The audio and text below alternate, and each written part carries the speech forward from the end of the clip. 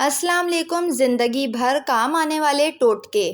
अदरक और लहसुन को महफूज करने के लिए अदरक और लहसुन को फ्राई करके इसी तेल में महफूज कर लें, ख़राब नहीं होंगे। कपड़ों से पसीने के धब्बे दूर करने के लिए धब्बों की जगह पर थोड़ा सा अमोनिया लगाकर धूप में रख दें, धब्बे जाते रहेंगे।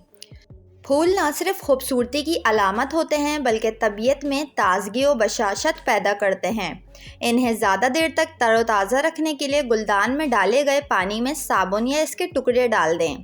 गले की सोजिश ख़त्म करने के लिए ज़रा सी ग्लिसरीन और शहद पाव भर दूध में मिलाकर पी लें, अफाका होगा। इसके अलावा पाव भर पानी में शहद मिलाकर नीम गर्म करके गरारे करें, सोजिश ख़त्म हो जाएगी। फ्रश धोने से पहले पानी में नमक मिला लें, कीड़े और मक्खियाँ नहीं आएंगी। चेहरे पर दाने निकल आएँ तो काली मिर्च को संदल की तरह मिक्स करके चेहरे पर लगाएं, 2-3 दिन में दाने साफ़ हो जाएंगे। एल्युमिनियम की कढ़ाई वगैरह जल जाने से बदशक्ल हो जाती है, इसे साफ़ करने के लिए रेगमाल का इस्तेमाल करें। एक नरम चादर का टुकड़ा ले लें और इसको पानी में गर्म करके डुबोएं।